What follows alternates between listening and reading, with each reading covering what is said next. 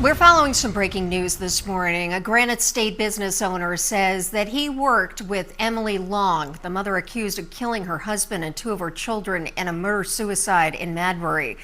And while working together, he says money started disappearing from his restaurant group.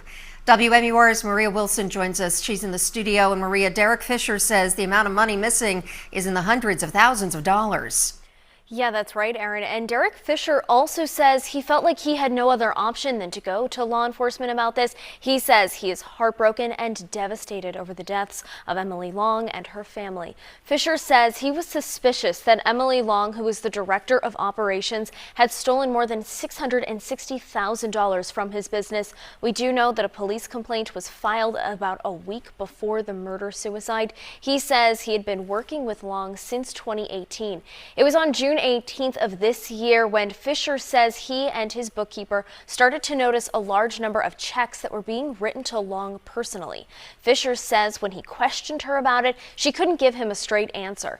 He also says that he asked for about 3 months of her bank statements. He didn't get those until August 5th. Derek says that the bank told him that those statements had been manipulated and that pages were missing. More than anything, Fisher says he was just left feeling confused.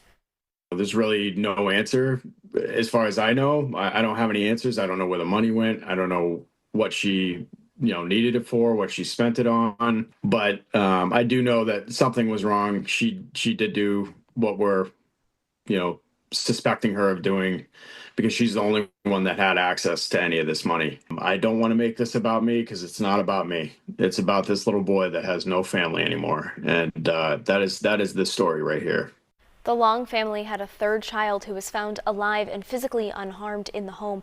As of right now, Fisher says he's not planning on any legal action to try to recover any of that money from Long's family. It's not clear if any of this was a factor leading up to the murder-suicide or if the alleged thefts happened before or after Long's husband was diagnosed with cancer. If you or someone you know needs help, you can call or text 988 24 hours a day, 7 days a week. In the studio, Maria Wilson, WMUR News 9.